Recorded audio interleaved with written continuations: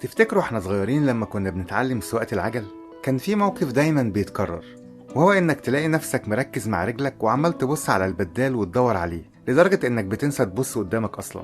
ووقتها بتكون خايف جدا احسن تخبط في حد، ومع ذلك تسيب الطريق كله وتقوم منشن على واحد ماشي بعيد جنب الرصيف التاني وتلبس فيه، مع انك لو كملت في طريقك عادي هتكون بعيد عنه خالص، لكن انت بتلاقي نفسك بتروح له وكأن في حاجة بتشد العجلة منك ناحية الراجل ده.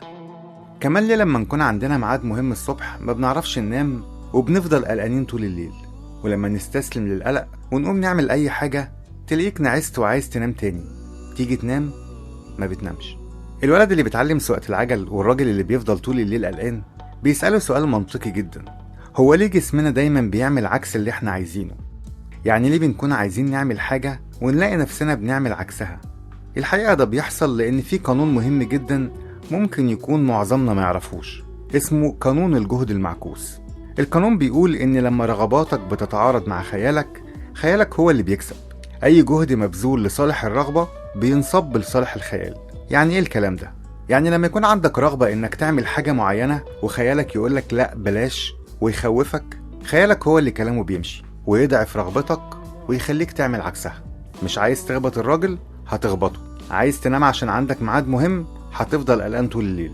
يعني مثلا في حالة الولد اللي بيتعلم سواقة العجل، الولد بيكون في عقله في خياله صوت بيصرخ ويقول هتخبط في الراجل، مع انه مش عايز يخبط. طب ايه اللي بيخليه يخبط رغم انه مش عايز ده يحصل؟ ايه اللي بيخلي جسمه يعمل عكس اللي هو عايزه؟ عارف ايه؟ لان هو متأكد انه هيخبط، وساعتها هيبرر اللي حصل بانه اتلخبط او ايده اتجمدت معرفش يسيطر على العجلة. لكن اللي حصل فعلا انه خوفه هو اللي سيطر عليه، مش حاجة تانية.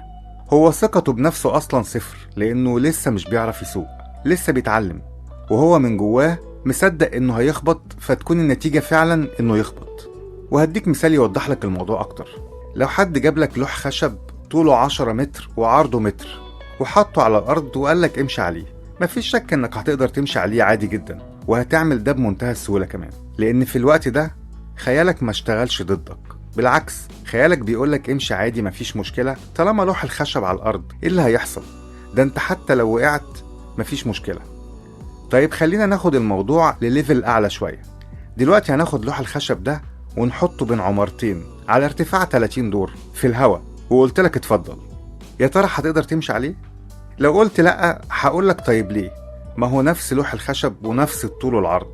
ايه مشكلتك؟ الفرق ان خيالك هنا حضر، رغبتك في المشي قابلها خيالك بالخوف من انك تقع. ومع ان ممكن تكون جواك الرغبة انك تمشي فعلا على اللوح ده، الا ان صورة الوقوع بتفاصيلها بتدور في خيالك.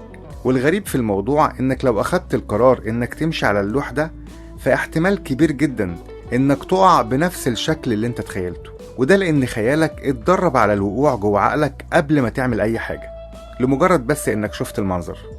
عقلك اللاواعي هو اللي بيتحكم في 90% من تصرفاتك. 90%. جواك الرغبة وجواك الخوف، الاتنين موجودين، بس اللي صوته أعلى هو اللي انت هتسمع كلامه، وهو اللي هيسيطر عليك وعلى عقلك. طيب أعمل ايه عشان ما اخليش الخوف يزيد جوايا ويبقى هو المتحكم فيا؟ لازم نعرف ونتأكد إن مش كل المخاوف اللي جوانا حقيقية. في مخاوف بيكون سببها القلق من ردود أفعال الناس ومن رأيهم فينا، من الفشل ومن العواقب اللي ممكن تحصل لنا، وحاجات تانية كتير. لو عندك مخاوف اختبرها، شوفها حقيقية ولا لأ، ما تسيبهاش تكبر جواك وتحاربك. لو خايف تخرج من منطقة الراحة علشان ما تتعبش، اتفاوض معاها، اتفاوض مع منطقة الراحة. ما تسيبش نفسك ليها وتقول أنا كده تمام. انت مش تمام ولا حاجة، انت محتاج تتغير، محتاج تغير طريقة تفكيرك، وده طبعا مش هيحصل في يوم وليلة. في فلسفة يابانية جميلة جدا اسمها كايزن. دي فلسفة تطور للمؤسسات والأشخاص. بتقول إيه؟ بتقول إن التغيير الفعال للأشخاص والمؤسسات بيحصل بالتغيرات البسيطة المستمرة. ومهم إن أنت النهاردة تكون أحسن من امبارح حتى لو بسنتي، وبكرة تكون أحسن من النهاردة، وهكذا. الهدف من الكلام ده إنك ما تخليش مخاوفك تهزمك، ومش هتكشفها غير بالممارسة والتجربة، وساعتها هتقدر تعرف أنت قدها ولا فعلا المفروض تخاف.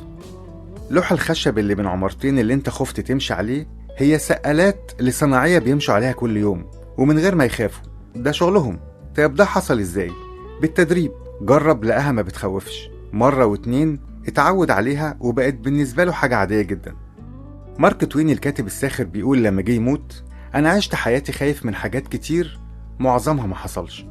ما تحاولش تلاقي مبرر لخوفك، حاول تكسر الشماعة، بلاش تشاور على اللي حواليك وتقول إن هم السبب. تصرفاتك هي السبب، طريقة تفكيرك هي السبب، خيالك هو السبب، قلة وعيك وعدم إيمانك وخوفك هم السبب. وبس كده.